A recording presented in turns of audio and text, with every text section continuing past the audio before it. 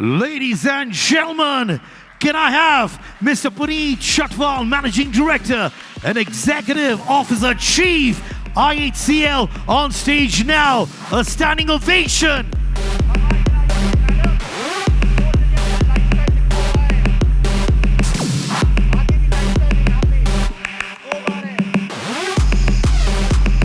Hall of Fame Award, ladies and gentlemen. Puneet Chhatwal, sir. Make it louder, ladies and gentlemen.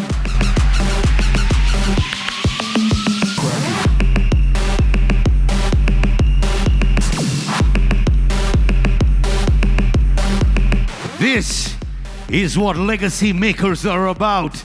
This is what legends are all about. And this is what people who believe they're students every day of their life and keep working hard. Sir, honor, privilege for this Hall of Fame award. I'd request you to please address our audience. Can we make it louder for Sir? Everybody! So good evening, our honorable chief guest. Thank you for the wonderful words you said about the sector. Colleagues, seniors, everybody who has been a part of this journey, thank you very much. I would like to start first with Bhuvnesh.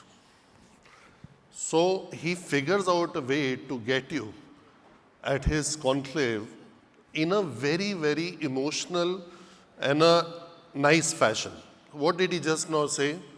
I may be here, I may not be there, but this function will go on.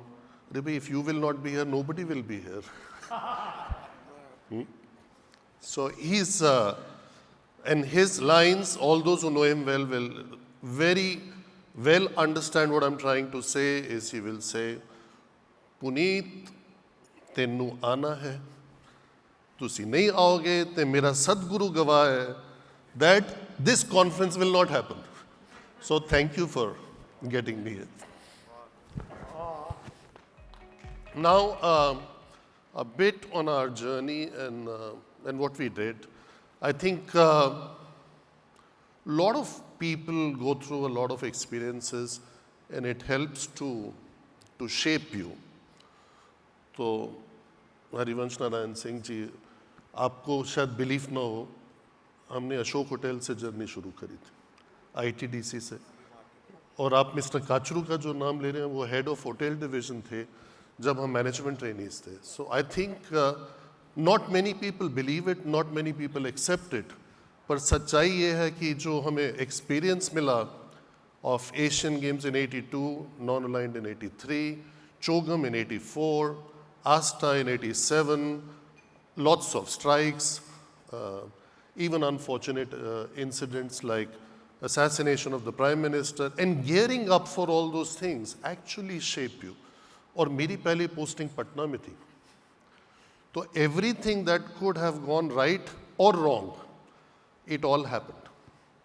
So at the age of 22, when you are kidnapped, you face the dacoits. I mean, it sounds very exaggerated today, but you've seen it in the movies. We have seen it live in our hotels. But it was nice. It's very difficult to believe. How can this be nice? But it was nice because eventually they were also human beings and we all got along well. But after that, whatever comes does not scare you anymore. So I think that is the foundation years. Obviously, growing up in a normal middle-class family, having aspirations to go abroad, not having the means. So, kuch to karna tha, right? So we had to. So I took the course of learning languages. And I did speak a lot of languages in my younger years, and I can still speak many as good as my mother tongue. So that took me to Europe, where my super seniors, who are also here, same school. I think Ajay was the first class, because last time he corrected me. I thought it was Rajiv Kaul, but it was Ajay. And so Ajay and Rajiv were there before me. And that school gave a second stepping stone or a foundation to doing something different, which then got me a job with a consulting and promoter group in Germany for almost 6.5 years. That helped me work with all hotel companies of the world. So there is hardly any company's contract, if it has evolved over the last 30, 40 years, that I don't know. If it's absolutely brand new, I don't know that. But anything to do with any international group, including the hotel we are seated in, built a Marriott, built Movenpix, built Meridians, etc., in that role at that time. And then the journey took me to Carlson, which was the then owner of what you call Radisson Hotels worldwide, Carlson and Residor, and I had a great time. I mean, it was like as if anything you do turns into some kind of a success story. And there I found a great leader of the people, leader with a heart. He's won all possible awards in the world that one can win, and coming from a very small company. So that time we got listed as Residor Hotel Group in Stockholm and went on from 100 to 500 hotels in a matter of a short time. I think today it's around 1,000 plus. And I learned something from him too. The art of common sense. I mean, that guy was, or still is, the master of common sense, that as a Swiss man, he does not complicate anything. He keeps it simple, but it is precise. And his name was Kurt Ritter. As luck would have it, when I learned German in India, there was a scholarship program. People like Mr. Kachuru and many other stalwarts in India went to Germany on training or on scholarship. So I thought I would get one. And the name of the company was Steigenberger Hotels AG. One day the phone rang and I got the offer to be the CEO of that company. So it was as indecent a proposal as it can get. So I said, okay, ye bhi kar lete hain, let's do this. If I fail, but at least you would have been a CEO. So before that, I was a chief development officer and first person of Indian origin to have had the C in front of the title. And I think as a CEO, I still remain the first on an international. You may have regional presidents, vice presidents, etc., but you don't have the CEO title, right, Dimitri? Even Dimitri is a president, right? He's not yet the CEO. There is a Jeff out there, right? So we are preparing you to get to that level. So we did that well for 5 years. And then came the biggest turning point in my life. All my life, I believed, I thought that having done that in Europe is the highest point of your life. And I always used to think why I have not done anything for a brand of, from my country of origin. And when this opportunity came, there are a lot of things that fitted together. I had the opportunity to do something for Taj. I had finished 5 years, which was a big record at that time. My 2 predecessors and 3 successors in the same company collectively could not finish 5. So that shows the kind of resilience and grit that you develop. And finally, my mother was not well, and we knew that this is not going to recover and that I could do all 3 at the same time. But little did I know that my life would completely change and this would end up being the best innings of my life. Because when you work, I've said it a few times, when you work for Taj, I think you serve the nation. Number 2 is the Tata Group. Hotel companies are hotel companies. We have our very small world. But the world of a conglomerate like Tata is very big. So all my life, I had a very narrow view. And today I can say that. At that time, I thought I had the largest view with all possible mirrors, front mirror, rear view mirror, everything in hospitality we knew. But working with Tata Group and our current leadership, showed the kind of opportunities you have, the ability to think bigger.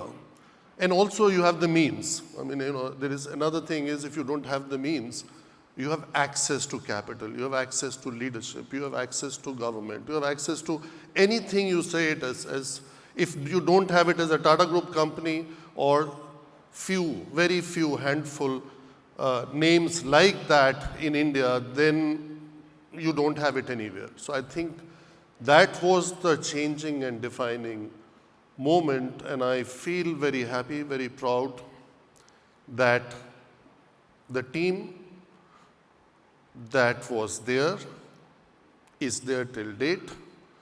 It is very nice to see that the team of the ones who left many, many years ago, even before I joined, and the current team is all on the same table.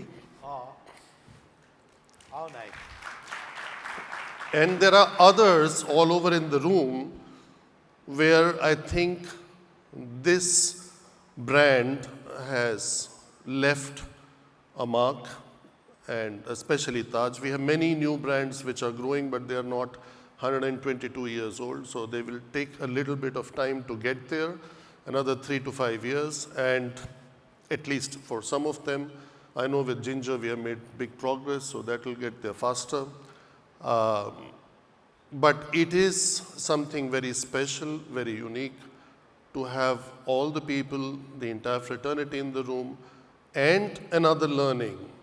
7 years ago or 8 years ago, we were always comparing brands, which is better.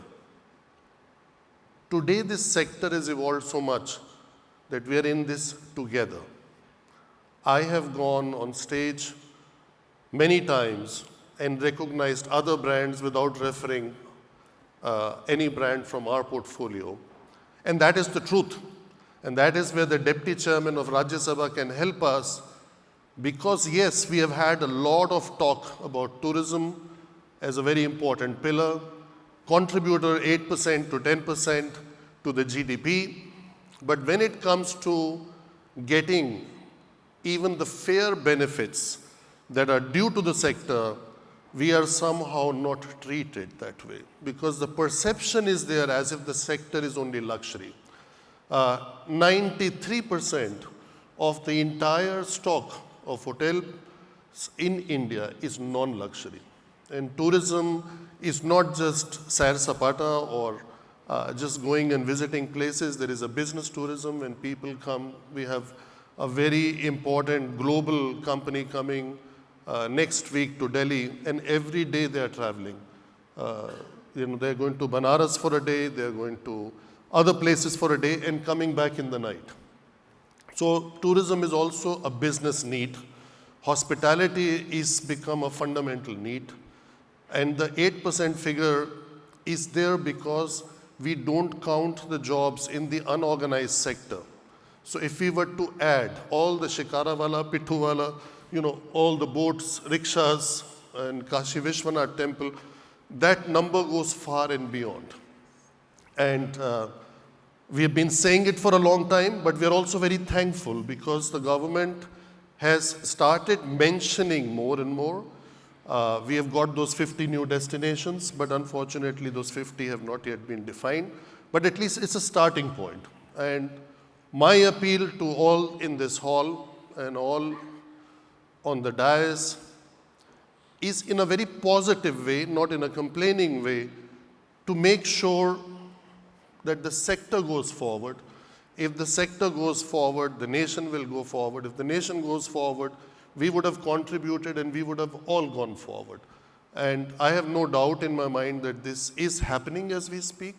This will happen more and more going forward, because if the story of India is true, if India is going to stay at least in the top 5 and if become number 3, this sector is going to thrive. And if we position it right, the opportunities for the growth of income, for the growth in jobs, for capitalizing on the demographic dividend and the sweet spot that we will reach first in 2030 is immense, and then why not do it? And my key learning remains that I have seen it happen. I have seen the growth of East Germany into one Germany. And I've always followed, as I mentioned, the names Carlson, some European companies, Tata's India. For me, the secret sauce for me has always been American marketing, European management, and Asian emotional intelligence. If you think one is the tomato juice, the other is the vodka, the third is the Worcester sauce, then that's the best Bloody Mary concoction you can have for success. Thank you very much, everyone. Thank you, and it's an honor.